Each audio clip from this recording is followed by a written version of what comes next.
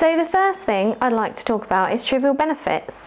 And so we can give gifts to our employees to thank them for all the work that they've done. Me, thank you.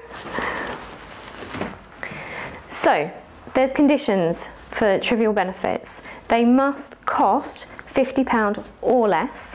They can't be a reward for work done. So if, for example, a member of staff does extra work or anything, we can't give them for that.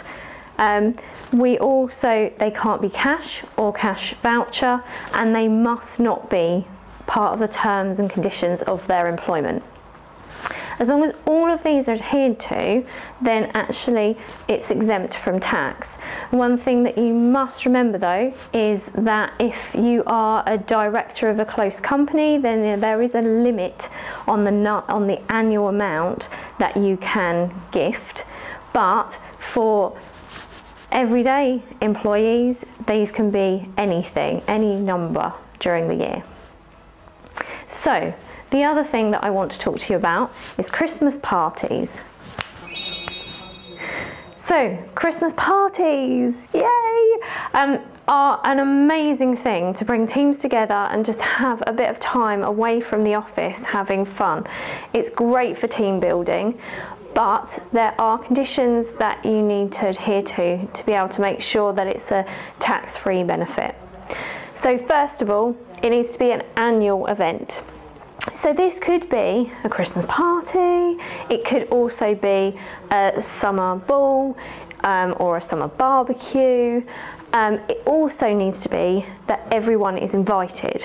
Now, the issue can come when you've got different practices or different surgeries and also different teams. But as long as they are invited to one event, annual event, then actually you would qualify. The other thing is as well is it has to be £150 or less per employee per annum. Now, in my associated article to this, I do explain the calculations for this, so please take a look. But basically, you need to take into account not just the party itself, but also accommodation or transport that may be included, and also the VAT, don't forget that.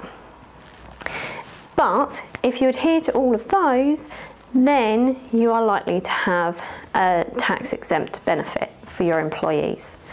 One thing to note is that if you do have 2 events per year, then these both need to be taken into account, and it's the total amount that we need to look at. So for example, if your Christmas party was £90 per person that it worked out as, and a summer barbecue was £80, then one of those would be taxable. So what is a taxable benefit? Well, it has to be, or it's likely to be reportable on Form P11D, and so therefore there will be a Class 1A national insurance payment for employers, and also for the employee there will be a taxable benefit which they'll pay at their marginal tax rate. We probably don't want this for our employees.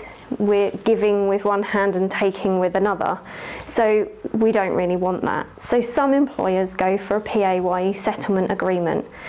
These aren't cheap, and you need to bear this in mind if you are going to go down that route. The application needs to be made before the 6th of July following the tax year in which the employee received the benefit.